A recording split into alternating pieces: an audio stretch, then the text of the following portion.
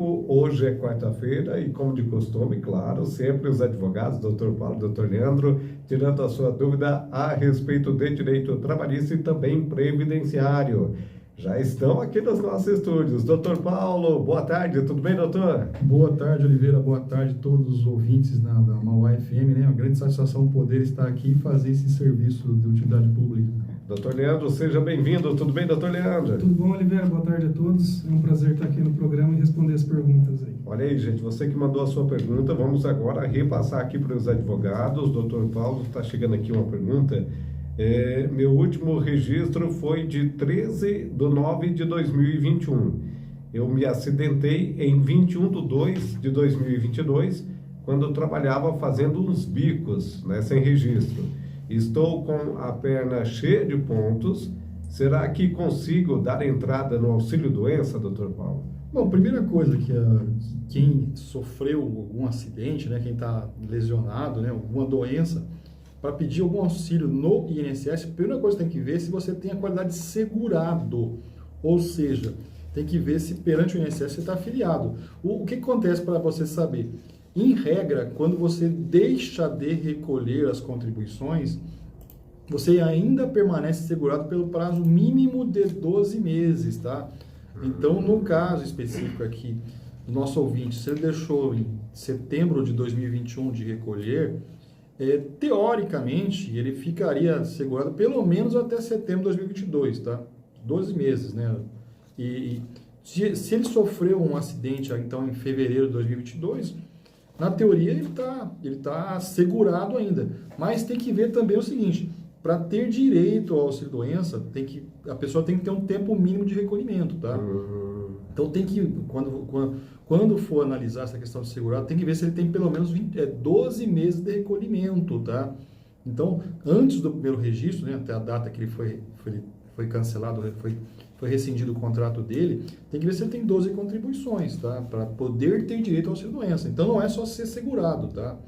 Tem que ver se na época que quando ele saiu de lá, se ele já tinha pelo menos 12 contribuições recolhidas, né?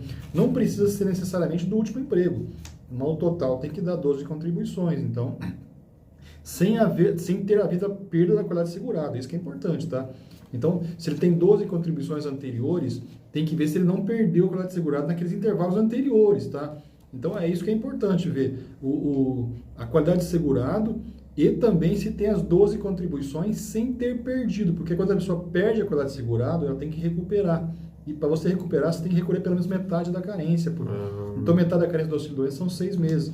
Então, ele tem que ter essa condição. E lógico, quando a pessoa vai fazer a perícia no INSS, uma das coisas que ela tem que levar, além dos exames médicos, ela tem que levar também o comprovante que ela é segurada, né? A carteira de trabalho, né?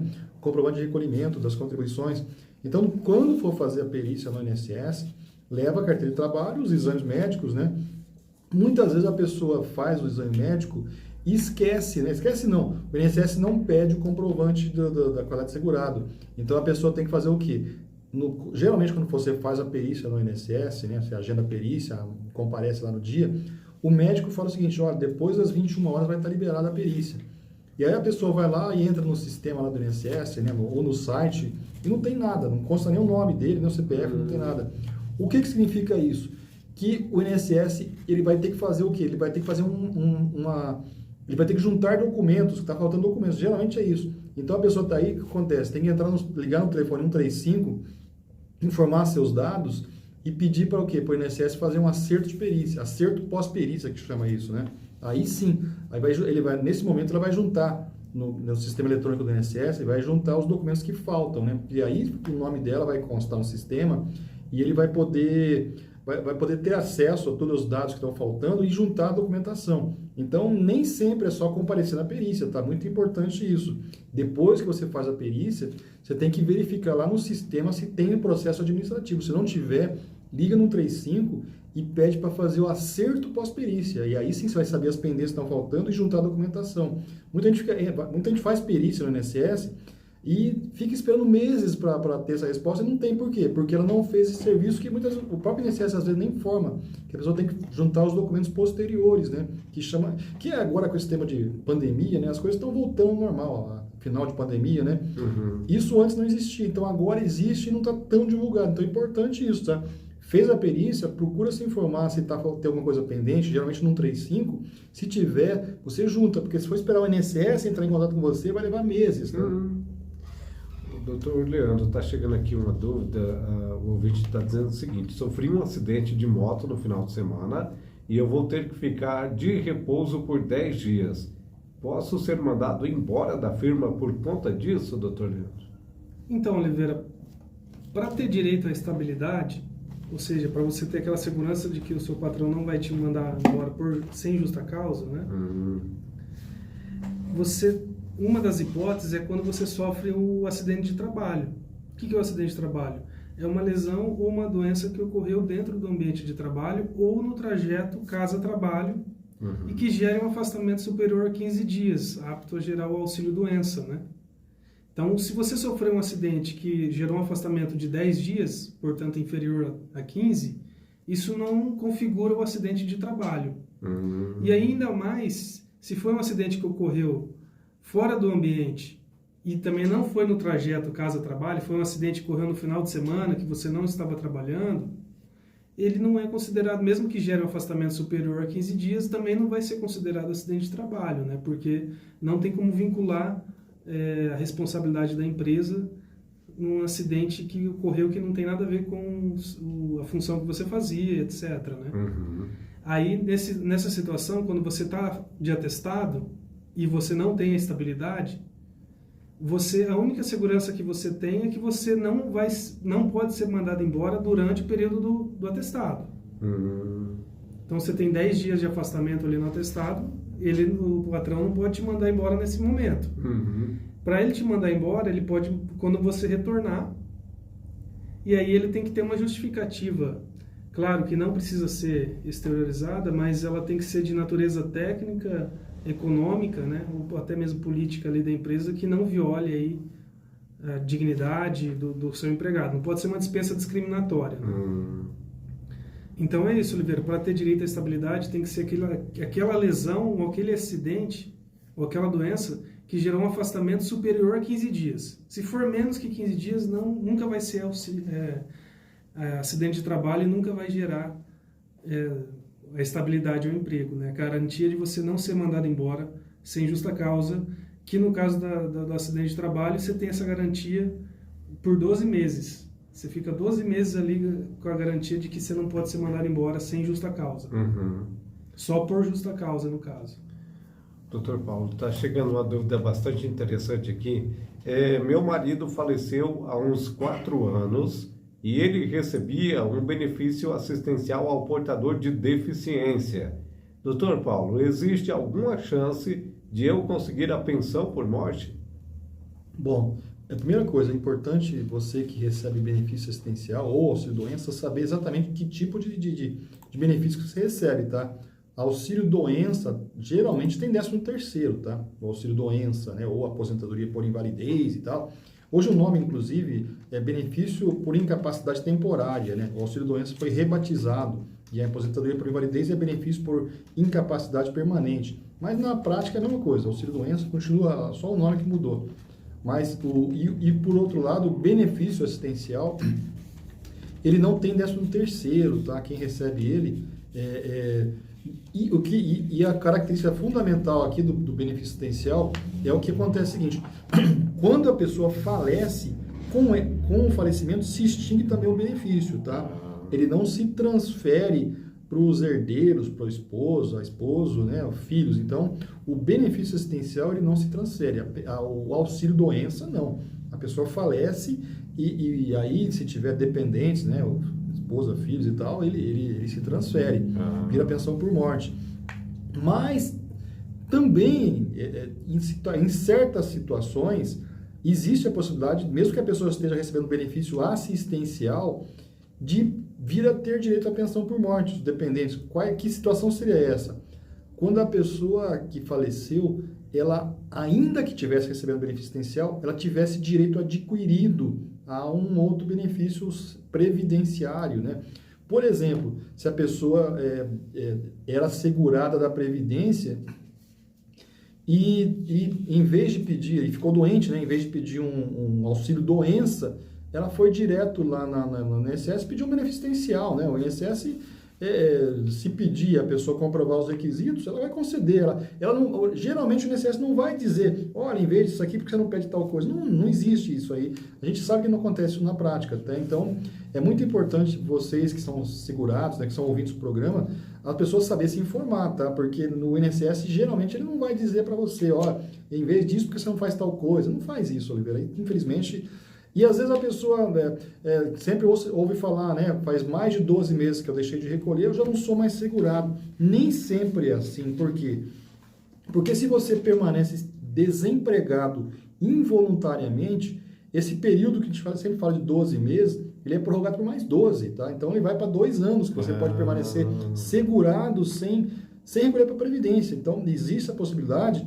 E caso na tua carteira de trabalho, né, ou no seu extrato previdenciário tiver mais de 10 anos de recolhimento, sem ter perdido a qualidade de segurado, em vez de 24, você tem 24 mais 12, você pode ficar 3 anos sem recolher. Então isso nem sempre o INSS orienta, né? A maioria das vezes eu nunca vi ele orientar a pessoa a procurar saber essas informações, né? Então pode eventualmente a pessoa ter um direito e por desconhecimento ter pedido um outro benefício, tá? Então nesses casos, né, se comprovado que ela tinha direito, né, que ela era segurada, pode sim pedir um benefício, pode pedir uma pensão por morte, né, ainda que eventualmente o falecido estivesse recebendo benefício existencial. A dúvida que está chegando aqui, doutor Leandro, a empresa me fez um convite para trabalhar e depois esse convite foi desfeito. Isso gera alguma indenização, doutor Leandro? Então, Oliveira, na verdade depende, né? Depende da situação.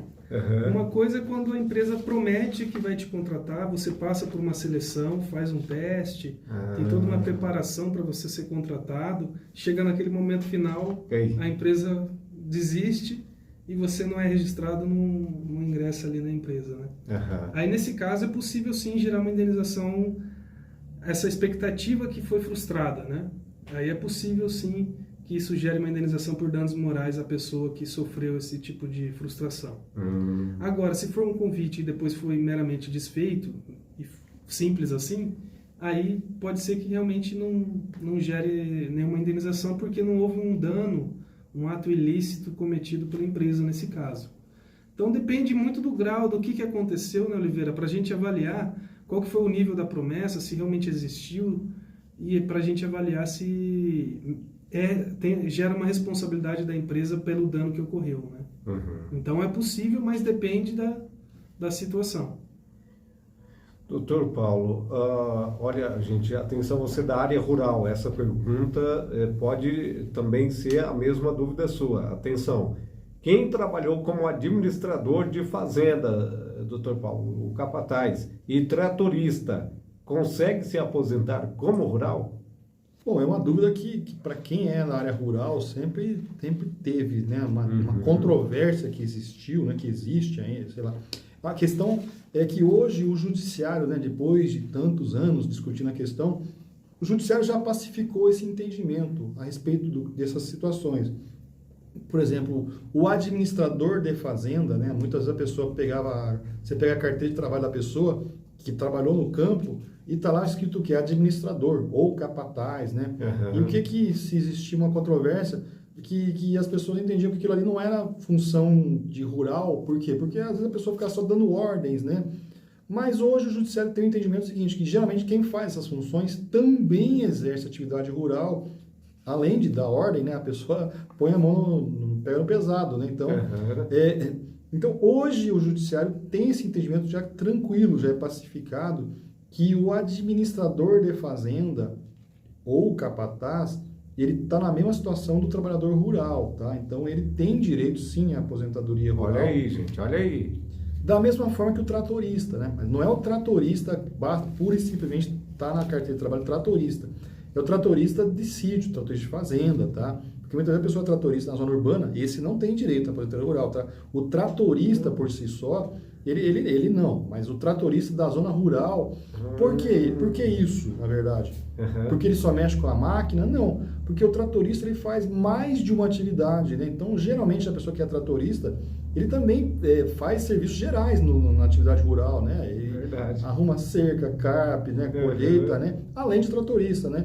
Então, hoje, o fato de estar tratorista lá não prejudica o direito à aposentadoria rural. Mas, lógico, tem que ser tratorista e o vínculo tem que ser com quem? Com uma zona rural, tá? Fazenda, sítio, tá? Então, nesses dois casos, administrador de fazenda e tratorista, hoje o judiciário entende que é possível, sim, a aposentadoria rural. Doutor Leandro, fiz um contrato para prestar serviços para uma empresa de cosmético. Posso trabalhar a hora que eu quiser, não tem fiscalização, mas tenho que cumprir metas.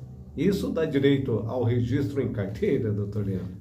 Então, Oliveira, mesma resposta que a anterior, né? Depende, porque no direito trabalhista existem muitas zonas cinzentas, né? Assim, que fica difícil da gente dizer é isso ou é aquilo. No caso do nosso ouvinte aqui, para a gente verificar se ele tem direito ao registro em carteira, ele tem que cumprir os requisitos do vínculo de emprego. E um desses requisitos é a subordinação, Oliveira. Subordinação é quando você tem que cumprir ordens dadas pelo seu empregador, tanto na questão da jornada, na questão de cumprir metas, sob pena de você, muitas vezes, sofrer uma penalidade, até mesmo ser rescindido o seu contrato de trabalho. Quando você trabalha sobre essas condições de subordinação, a tendência é que você realmente seja empregado e não um mero autônomo, porque o autônomo é aquele que é o próprio patrão, né? Ele não segue ordens de uma outra pessoa, não tem que cumprir uma jornada de uma outra imposta a ele, né? Aqui, no caso do nosso ouvinte, embora ele não tenha fiscalização, como ele disse, talvez ele até tenha uma jornada que ele mesmo faça, mas se ele tiver que cumprir metas e essas metas serem uma pressão tão grande que se ele não cumprir, ele pode até ter o contrato rescindido, pois é, e essas metas é uma forma de controlar o trabalho dele, aí é possível até, dependendo da situação, ser verificada a subordinação no caso do nosso ouvinte. Aí ele teria direito ao registro em carteira. Porque ele seria empregado. O direito ao registro em carteira é um direito trabalhista do empregado, né, Oliveira? Quem trabalha por conta, está por conta, né? Verdade. Então, depende o grau da subordinação que tem nessa relação entre essa empresa de cosmético e o prestador de serviço. É possível que seja uma relação empregatícia, né? Ou não. É possível que não tenha essa relação. Então, tem que verificar cada caso, Oliveira. O doutor Paulo, está chegando aqui uma pergunta muito interessante mesmo. Quando a pessoa trabalha 15 anos de forma concomitante em 2 empregos, ela trabalha em 2 empregos, doutor Paulo, durante 15 anos, ela tem os 30 anos para aposentar? Pois é, Oliveira, já a gente... Infelizmente, a gente tem que dizer que não, né? Por quê? Porque a pessoa, o tempo de serviço é computado em anos, tá? Então, se você tem 2 empregos, a única vantagem que tem, o que é? É a soma das contribuições, né? Então, a soma de um emprego com a soma de outro aumenta o valor da tua aposentadoria. A única coisa que é comum isso quem trabalha em enfermeira, em hospital, né? Tem gente e o pessoal de saúde, né? Pode ter mais de um emprego, é mais fácil de trabalhar, né? A jornada é inferior a 8 horas, então... Mas o que acontece nesses casos? O tempo que você trabalha lá, ele não é computado de forma somado com outro tempo, tá? É um só. O mesmo período que você trabalhou lá é o mesmo período aqui, não vai somar. A vantagem, como a gente fala aqui, e existe para quem, inclusive para quem já aposentou, Oliveira, isso que é importante a gente falar, né? Para quem já está aposentado e tenha trabalhado em 2 empregos, é bom a gente ficar alerta, porque pode ser que você tenha direito a uma revisional. Por que significa isso? O INSS, até um tempo atrás, quando ele fazia o cálculo dessas aposentadorias de quem tinha 2 empregos, ele usava um critério da contribuição principal e contribuição secundária. O que significa isso? O salário maior era computado integralmente. E o salário menor, o INSS fazia a média das contribuições. Então, isso resultava num valor menor na hora que você fazia o cálculo da aposentadoria. E o judiciário entendeu o seguinte: quando a pessoa trabalha em 2 empregos e recebe 2 salários e contribui sobre os 2, o lógico disso é a soma das contribuições. Então, hoje o judiciário já tem esse entendimento pacífico, né, que tem que ser a soma. Mas a gente sabe que tem muita gente no passado que se aposentou e usou o critério antigo.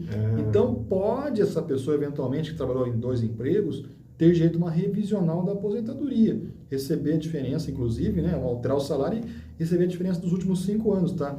Então, fica esse alerta aí para quem teve 2 empregos, né? Agora, para quem tem 2 empregos, hoje o INSS já aplica a regra correta, né? Que é a soma das contribuições.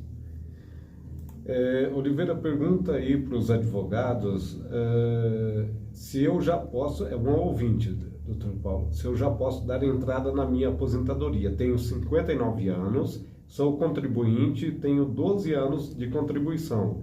Tira essa dúvida aí para mim. Olha, depois da reforma previdenciária, né, de 2019, a reforma previdenciária foi de novembro de 2019, a regra atual tem que ter idade mínima, né? Tanto homem como mulher tem que ter idade mínima. Salvo algumas regras de transição, quer dizer, quem já estava na boca da aposentadoria em 2019, né, estava prestes a aposentar e mudou a regra. Então, para a pessoa não entrar numa regra tão drástica, até que ter idade mínima, o governo criou algumas regras de transição.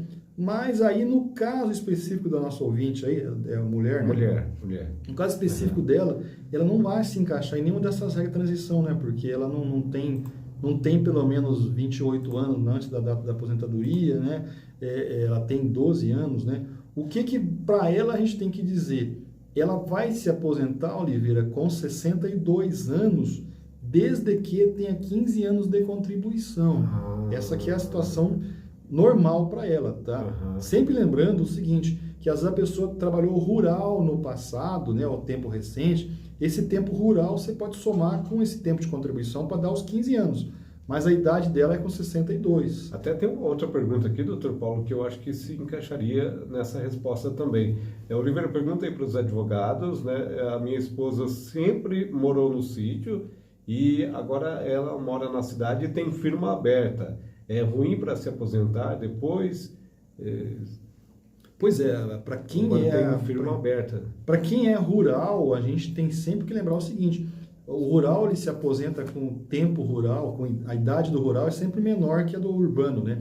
O urbano o homem é 65 anos, o rural é 60, né? O urbano, a mulher é 62, no rural a mulher 55 anos. Então, para ter direito a esse benefício de se aposentar mais cedo, a atividade da pessoa tem que ser exclusivamente rural, tá?